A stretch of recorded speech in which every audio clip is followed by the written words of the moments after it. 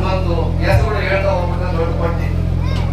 ಎಲ್ಲರೂ ಸಹ ನನ್ನ ಹೃದಯದಲ್ಲಿದ್ದೀರಾ, ನನ್ನ ಹೋರಾಟದ ಭಾಗವಾಗಿ ನನಗೆ ಬೆಂತಟ್ಟಿದ್ದೀರಾ ಅಂತ ಹೇಳಿ ನಾನು ಈ ಸಂದರ್ಭದಲ್ಲಿ ಅತ್ಯಂತ ಸಂತೋಷದಿಂದ ತಮ್ಮೆಲ್ಲರಿಗೂ ಈ ಜನ್ಮ ದಿನಾಚರಣೆಯ ಸಂತೋಷವನ್ನ ತಮಗೆ ಸಮರ್ಪಣೆ ಮಾಡ್ತೇನೆ.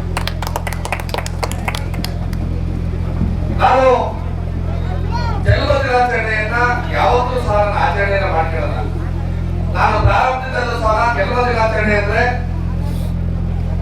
ನಾನು ಹುಟ್ಟುವಂತ ದಿನ ನನ್ನ ತಾಯಿಯ ಪುನರ್ಜನ್ಮ ದಿನ ಅಂತ ಹೇಳಿ ನಾನು ಪ್ರತಿ ಸಂದರ್ಭದಲ್ಲೂ ನಾನು ವಿರೋಧಿಸ್ಕೊಂಡು ಬಂದವರು. ಆ ನಂತರ ಜನಗಳ ಒತ್ತಡ, ಅಭಿಪ್ರಾಯ, ನಿಮ್ಮ ವಿಚಾರ, ನಿಮ್ಮ ಚಿಂತನೆಗಳು, ನಿಮ್ಮ ಸಾಗಿಕೊಂಡ ದಾರಿಯ ಆಲೋಚನೆಗಳು ಇಲ್ಲಿ ವಿಮೋಚನೆ ಇದೆ. ಹಾಗಾಗಿ ಈ ಮೂಲಕ ಎಲ್ಲರೂ ಒಂದ್ ಕಡೆ ಸೇರ್ಲಿಕ್ಕೆ ಅವಕಾಶ ಆಗ್ತದೆ, ನೀವು ಆಚರಣೆ ಮಾಡ್ಕೊಳ್ಳಿಕ್ಕೆ ಸ್ವೀಕಾರ ಮಾಡಬೇಕು ಅಂತ ಅಂದಾಗ ಆಯ್ತು ಮಾಡೋಣ. ಆದ್ರೆ ಅದೊಂದು ಜಾಗೃತಿಯ ದಿನವನ್ನಾಗಿ, ಜಾಗೃತಿಯ ಕಾರ್ಯಕ್ರಮ ರೂಪದಲ್ಲಿ ವಿಶ್ವಮಾನವ ಬಾಬಾ ಸಾಹೇಬ್ ಅಂಬೇಡ್ಕರ್ ವಿಚಾರವಾಗಿ ಈ ನೆಲ, ಜಲ, ಜೀವ ಎಲ್ಲವನ್ನು ರಕ್ಷಣೆ ಮಾಡುವಂತ ಕಾನೂನಿನ ವಿಚಾರದ ಅಡಿಯಲ್ಲಿ ನಾವು ಆ ಕಾರ್ಯಕ್ರಮಕ್ಕೆ ಸ್ಫೂರ್ತಿಯನ್ನ ತುಂಬೋಣ ಅಂತ ಹೇಳಿ ನಾವು ಒಪ್ಪಿದ್ವಿ. ಇವತ್ತು ಜನ್ಮ ದಿನಾಚರಣೆಯನ್ನ ಬರ್ತೂರಲ್ಲಿ, ನಾನು ಹುಟ್ಟೂರಲ್ಲಿ ಅತ್ಯಂತ ಸಂತೋಷವಾಗಿ ಎಲ್ಲ ಜಾತಿ, ಧರ್ಮ, ವರ್ಗಗಳ ಬೇರೆಯನ್ನ ದಾಟಿ ಚಿಕ್ಕ ಮಕ್ಕಳಿಂದ ಹಿಡಿದು ಇಡೀ ವಯಸ್ಸಿನವರೆಗೂ ಸಹ ಅದು ನಮ್ಮ ಕವಿ ಹೇಳ್ತಾರಲ್ಲ, ಒಂದು ಎಳೆ ಬಾತಿಗೂ ಮರಸೊಪ್ಪು ಅಂತ ಹೇಳ್ತಾರಲ್ಲ ಇದೆ ಒಂದು ಸಾರು. ಆ ರೀತಿಯಾಗಿ ಇವತ್ತು ಎರಡು ಸೇರಿ ಮಾಡಿದ ಅತ್ಯಂತ ಸಂತೋಷ. ಆದ್ರೆ ಒಬ್ಬ ಸಾಮಾನ್ಯ ಕುಗ್ರಾಮದ ಹಸಿವಿನ ಬೇಗೆಯಲ್ಲಿ, ನೋವಿನ ಬೇಗೆಯಲ್ಲಿ, ಅವಮಾನದ ಬೇಗೆಗಳಲ್ಲಿ ಹುಟ್ಟಂತ ಒಬ್ಬ ಮಗು ಇಷ್ಟು ದೊಡ್ಡ ಚಳವಳಿ ರಾಜನಾಗಿ ಯಾಕೆ ರೂಪುಕೊಳ್ತಾನೆ? ಇದು ಸಹ ನಮ್ಮಲ್ಲಿ ಕಾಣುವಂತ ಯಕ್ಷ ಪ್ರಶ್ನೆ. ಈ ಸಮಾಜ ಅಷ್ಟೇ ಮಾನವಂತರಾಗಿ ಬಿಡಲ್ಲ, ನಗುವನ್ನ ನಗುಲಿಕ್ಕೆ ಬಿಡೋದಿಲ್ಲ, ಅಥವಾ ಒಂದಷ್ಟು ಅನುಕೂಲವಾಗಿದ್ದರೂ ಸಹ ಶ್ರೇಣೀಕೃತ ಜಾತಿ ವ್ಯವಸ್ಥೆಯಲ್ಲಿ ನಮ್ಮನ್ನ ಕೆರಳಿಸುತ್ತೆ. ನಮ್ಮದಾದ ತಪ್ಪಿಗೆ ನಮ್ಮ ಮೇಲೆ ದೌರ್ಜನ್ಯಗಳನ್ನ ಮಾಡಕ್ಕೆ ಪ್ರಾರಂಭ ಆಗ್ತದೆ. ಆಗ ತಾನೇ ತನ್ನೊಳಗಡೆ ಒಬ್ಬ ವ್ಯಾಕರಣ ಇರ್ತಾನೆ, ತನ್ನೊಳಗಡೆ ಒಬ್ಬ ಹಸು ಇರ್ತಾನೆ, ತನ್ನೊಳಗಡೆ ಒಬ್ಬ ಹಸು ಕರ್ತರು ಇರ್ತಾನೆ, ತನ್ನೊಳಗಡೆ ಒಬ್ಬ ಗುಂಡರು ಇರ್ತಾನೆ.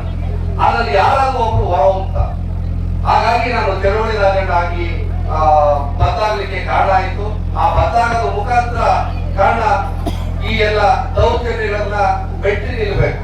ದೌರ್ಜನ್ಯಗಳನ್ನ ಮೆಟ್ಟಿ ನಿಂತು ಎಲ್ಲ ವರ್ಗದ ಜನಗಳ ಮುಖದಲ್ಲಿ ನಗುವನ್ನ ಕಾಣಬೇಕು. ಭಾತೃತ್ವ ಭಾವನೆ, ಸಾಮರಸ್ಯ, ಒಂದು ಭಾವನಾತ್ಮಕವಾದ ಜೀವನವನ್ನ ಕಟ್ಟಬೇಕು, ಭಾವನಾತ್ಮಕವಾದ ಸದೃಢ ಸಮಾಜವನ್ನ ಕಟ್ಟಬೇಕು ಅಂತ ಹೇಳಿ ಪರಪೂಜ ಬಾಬಾ ಸಾಹೇಬ್ ಅಂಬೇಡ್ಕರ್ ಅವರ ವಿಚಾರಗಳನ್ನ, ತಂದೆ ಪೆರಿಯಾರ್ ವಿಚಾರಗಳನ್ನ, ರಾಹು ಮಹಾರಾಜರವರ ವಿಚಾರಗಳನ್ನ, ನಾಲ್ವಡಿ ಕೃಷ್ಣರಾಜ ಒಡೆಯವರ ವಿಚಾರಗಳನ್ನ, ಇಂಥ ಮಹನೀಯರ ವಿಚಾರಗಳನ್ನ ಕೈಗೂಡಿಸಿಕೊಂಡು ಇವತ್ತಿಂದು ಹೋಗ್ತಾ ಇದ್ದೀವಿ. ಇನ್ನೂ ಸಹ ನಾವು ಮಾಡ್ಬೇಕಾದಂತ ಕೆಲಸ ಬಹಳಷ್ಟಿದೆ, ಬಹಳ ಜವಾಬ್ದಾರಿ ಇದೆ. ನಾನು ಇತ್ತೀಚೆಗೆ ಶಿರಾ ಕ್ಷೇತ್ರ ಮತ್ತು ತುಮಕೂರು ಜಿಲ್ಲೆಯಲ್ಲಿ ನಾನು ಹುಟ್ಟೂರಾದ್ರು ನಾನು ಹೋರಾಟ ರಾಜ್ಯ ಮತ್ತು ಅಂತಾರಾಜ್ಯ ಮಟ್ಟದಲ್ಲಿ ಇತ್ತು. ನಂದು ದಕ್ಷಿಣ ಭಾರತದ ದಲಿತ ಚಳವಳಿಯ ನಾಯಕನಾಗಿ ರಾಷ್ಟ್ರೀಯ ದಲಿತ ಫೆಡರೇಷನ್ ರಾಜ್ಯ ಪ್ರಧಾನ ಕಾರ್ಯದರ್ಶಿಯಾಗಿ ಆ ಮಕ್ಕಳಲ್ಲಿ ಇದ್ದವನು ತಳಾಂತದಲ್ಲಿ ನನ್ನೂರನ್ನ ನನ್ನ ಭಾಗವನ್ನ ನೋಡ್ಲಿಕ್ಕೆ ಸಾಧ್ಯವಾಗಲಿಲ್ಲ. ನನಗೆ ಇತ್ತೀಚೆಗೆ ನೋಡಿದಾಗ ನನಗೆ ದಿಗ್ಭ್ರಮೆಗೊಳಿಸಿದ್ದು ತುಮಕೂರು ಜಿಲ್ಲೆ 1163 ಮಾನವ ಹಕ್ಕು ಉಲ್ಲಂಘನೆ ಪ್ರಕರಣಗಳು ದಾಖಲಾಗಿರೋ ಕಳೆದ 3-4 ವರ್ಷದಲ್ಲಿ. ಸಿರಾ ತಾಲೂಕು ಮತ್ತು ತುಮಕೂರು ಜಿಲ್ಲೆಯಲ್ಲಿ ಎಷ್ಟು ನಾಚಿಕೆಗೆಟ್ಟ ಪೊಲೀಸ್ ಠಾಣೆಗಳಾಗಿದೆ ಅಂತಂದ್ರೆ ಪಂಚಾಯತಿಯ ಕಾಳಜಿ ನ್ಯಾಯಗಳ ಅಡ್ಡೆಗಳಾಗಿದ್ದಾರೆ. ಅನೇಕ ಗಂಭೀರ ಪ್ರಕರಣಗಳು, ದೌರ್ಜನ್ಯದಂತ ಪ್ರಕರಣಗಳು, ಅತ್ಯಾಚಾರದಂತ ಪ್ರಕರಣಗಳು, ಹಲ್ಲೆಯಂತ ಪ್ರಕರಣಗಳ ತುಮಕೂರು ಜಿಲ್ಲೆಯ ನಾನಾ ಭಾಗಗಳಲ್ಲಿ ರಾಜಿ ಸಂಧಾನ ಮಾಡಲ್ಪಟ್ಟಂತ.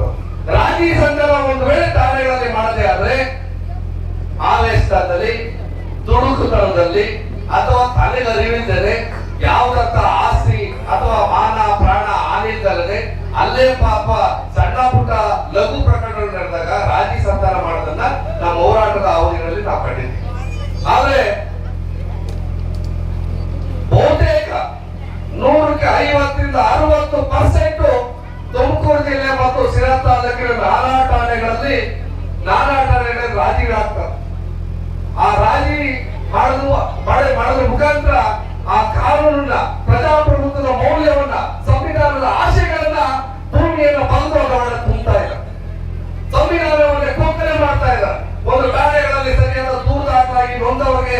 ಅಸಹಾಯಕ ವರ್ಗಕ್ಕೆ ನ್ಯಾಯ ಕೇಳ್ಕೊಂಡು ರಕ್ಷಣೆ ಕೇಳ್ಕೊಂಡು ಬಂದಾಗ ಅವ್ರ ಮೇಲೆ ದೌರ್ಜನ್ಯ ಮಾಡಿ ದರ್ಪಾರ ಮಾಡಿ ಇಲ್ಲದ ಕಾನೂನಿನ ಬೈಗಲ್ಲ ಉಳಿಸಿ ರಾಜೀನಾಮೆ ಮಾಡಿದ್ರೆ ಪೊಲೀಸ್ ಠಾಣೆಗೆ ಹಾಕ್ಬೇಕು. ಹಾಗಾಗಿ ಈ ಸಂದರ್ಭದಲ್ಲಿ ಮಾನ್ಯ ಹಿರಿಯ ಸಂಸದರು ಕಾನೂನು ಮಂತ್ರಿಗಳು ಸಹ ಆಗಿದ್ದಂತೂ ನಮಗೆ ಗೌರವ ಮತ್ತು ಅಭಿಮಾನ ಎರಡೂ ಸಹ ಇರೋದು ಜೊತೆಯಲ್ಲಿ ಇಂತಹ ಮಾನವ ಹಕ್ಕು ಉಲ್ಲಂಘನೆಗಳು ಪೊಲೀಸ್ ಠಾಣೆಗಳಲ್ಲಿ ಈ ರಾಜಿ ಸಂಧಾನದ ಖಾದಿ ನ್ಯಾಯಗಳನ್ನ ಬಿಟ್ಟು ಸಂವಿಧಾನದ ಆ ಒಂದು ಆಕ್ರೋಶದಿಂದ ಹೊರಗಡೆ ಬರಲಿಕ್ಕೆ ಆಗ್ತಾ ಇಲ್ಲ. ನೀವು ತಗೊಳ್ಳಿ ಸಿರಾ ತಾಲೂಕು ತುಮಕೂರು ಡಿಸ್ಟ್ರಿಕ್ಟ್ ಎಷ್ಟು ದೂರ ದಾಖಲಾಗಿದ್ದಾವೆ, ಎಷ್ಟು ದೂರು ಬಂದಂತವು NCR ಆಗಿದ್ದಾವೆ.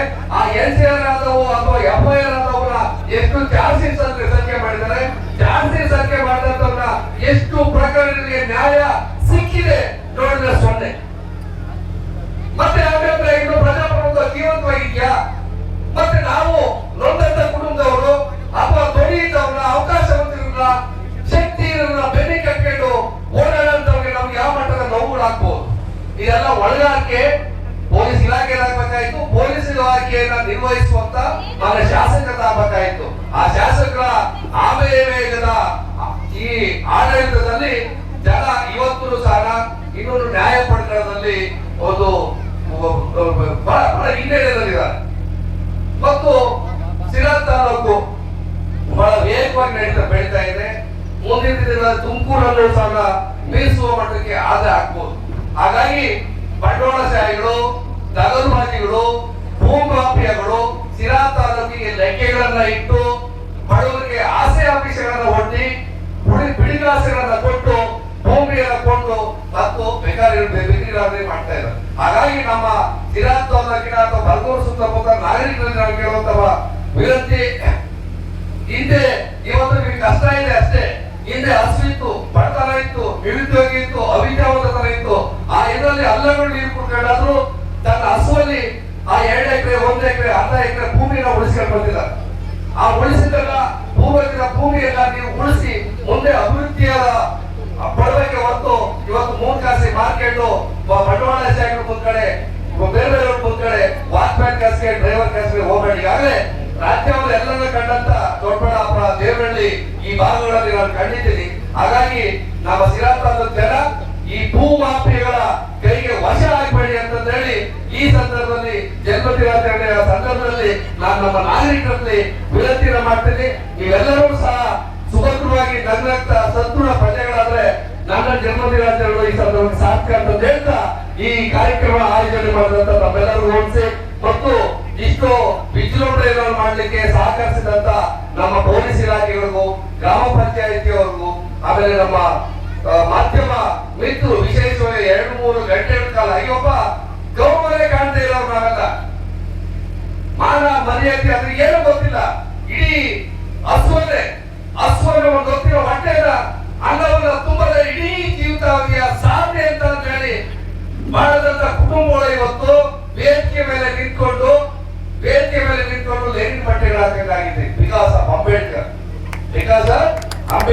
ಬಿಕಾಸ್ ಆಫ್ ಈ ನೆಲದ ಕಾನೂನು, ಈ ನೆಲದ ಸಂವಿಧಾನ. ಈ ನೆಲದ ಕಾನೂನು ಮತ್ತು ಸಂವಿಧಾನವನ್ನ ನಾವೆಷ್ಟು ಸುಭದ್ರವಾಗಿ ನಾವು ಕಾಪಾಡ್ಕೊಳ್ತೀವೋ ಅಷ್ಟೇ ಸುಭದ್ರವಾದ ಸ್ವಾಭಿಮಾನದ ದೇಶವನ್ನು ನಾವು ಕಟ್ತೀವಿ ಅಂತ ಹೇಳಿ ಈ ಸಂದರ್ಭಕ್ಕೆ ತಮಗೂ ಸಹ ಎಲ್ರಿಗೂ ಸಹ